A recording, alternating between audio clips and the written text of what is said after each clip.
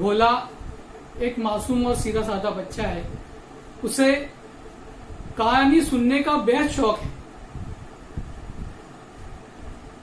मामूल के मुताबिक रात को बाबा से कहानी सुनने के लिए फरमाइश करता है।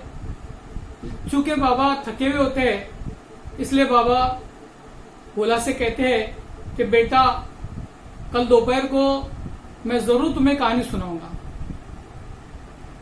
इसलिए भोला उनसे रूठ जाता है और कहता है कि मैं बाबा का नहीं, माता जी का बोला हूं। और सुबह बाबा की गोद में आने से भी इनकार कर देता है।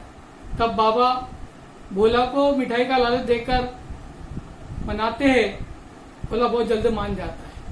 इस पैराग्राफ में औरत की अजमत का एतराफ करते हुए बताया गया है कि औरत का दिल मोहब्बत का समंदर होता है। वो माँ बाप, भाई बहन, बच्चे, शोहर सबसे प्यार करती है, लेकिन उसका प्यार खत्म नहीं होता। बाबा भोले को दोपहर के वक्त कहानी सुनाने के लिए वक्त से आधा घंटा पहले खाना खाने के लिए बैठ जाते हैं। अभी उनका खाना खत्म ही नहीं हो पाता कि पटवारी दरवाजे पर दस्तक देता है और कहता है कि मेरे पास आज ही खानका वाली जमीन को नापने के लिए फुर्सत है, वरना मुझे फुर्सत नहीं मिलेगी। बाबा पटवारी से कहते हैं कि तुम खेत की तरफ चलो, मैं थोड़ी देर के बाद आता हूं। बाबा घर से जाने लगते हैं तो देखते हैं कि भोला की आंखों में आंसू भरा है।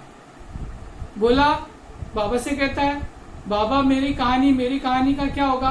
तब बाबा भोला से कहते हैं कि बेटा, दोपहर के वक्त कहानी सुनने से मुसाफिर रास्ता भटक जाते हैं, टालने के लिए कहते हैं। भोला उनसे कहता है कि बाबा आप झूठ बोल रहे हैं, इसलिए उनसे नाराज हो जाता है। और बाबा ये बात बर्दाश्त नहीं कर पाते और भोले को कहानी सुनाने लगते हैं और कहते हैं कि अगर कोई मुसाफिर रास्ता भूल जाए तो इसकी जिम्मेदारी तुम पर आए दूंगी। बाबा भोले को 7 शहजादों और 7 शहजादियों की कहानी सुनाते हैं। ये कहानी सुनते वक्त भोला को बड़ा मजा आता था, लेकिन आज भोला का चेहरा जर्द हो गया है। उसके हाथ पैर कांप रहे हैं। बाबा खेत में चले जाते हैं। खेत से वापस आने पर जैसे ही वो घर में कदम रखते हैं, भोला उनसे सवाली अंदाज में पूछता है कि बाबा आज मामू जी आएंगे ना? बाबा पूछते हैं कि बेटा क्यों पूछ रहे हो? तो कहता है कि बाबा मामू जी अगन गोट लाएंगे, मकई के भुट्टे लाएंगे और मिठाई लाएंगे। इसलिए भोला मामू के इंतजार में शाम से घर के दरवाजे पर बैठ जाता है कि मामू के आने की खबर माँ को और बाबा को दे। वो दरवाजे पर बैठकर इंतजार करते करते थक जाता है, लेकिन मामू नहीं आते।